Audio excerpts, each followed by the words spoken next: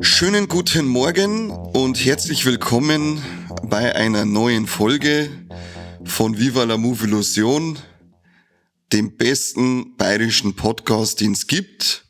Und heute dabei ist beim Kane, der offensichtlich gerade spricht, der Corby. Hallo Corby. Hi, was ist mit dir los? Liest du das gerade ab, oder was? Nein, ich lese das nicht ab. Keine geskripteten Folgen. Rechtschreibfehler. Ja. Ich wollte gerade schon sagen, warum habe ich das Skript nicht? Normal lassen wir gerade über den Mic auflaufen, aber der ist ja heute wieder mal nicht dabei. Aufgeschwemmt, die Potsau, die. Na.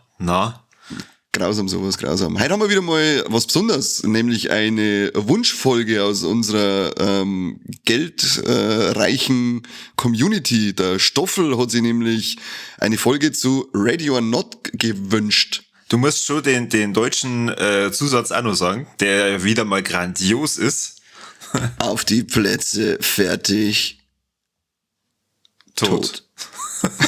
Ja. Ganz stark. Den hat's unbedingt noch braucht, diesen deutschen Zusatztitel. Hat der im Englischen hat der keinen Zusatz, gell? Da ist er einfach nur Ready or Not. Ja. Unsere deutschen Filmseppen sind schon gut. Auf alle Fälle, freut uns, dass sich der Stoffel da was gewünscht hat. Und noch mehr gefreut uns, dass er im 3. Abo dabei ist.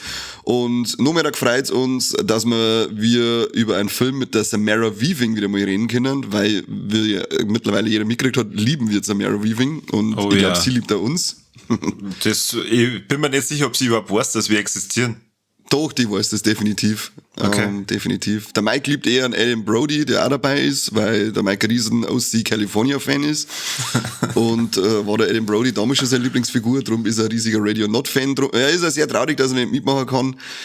Aber er hat gesagt, er wird auf alle Fälle in Gedanken an uns und zu einem Beutel vom Adam Brody dabei am Klo masturbieren. Und mit diesen Worten verabschieden wir uns jetzt von die Freiwilligen und gehen wir über zu der Steady-inklusiven Aufnahme, oder? Ja, hervorragende Überleitung, wirklich. Sehr schön. Machen wir das. Passt. Also dann, wer jetzt knickert ist, dass er bei unser Abo abschließt, der hat jetzt ein Pech gehabt und kann sich nicht diese herausragende Folge mit so viel Deepness, wie man sich das nur vorstellen kann, anhören. Tschüss. Ciao.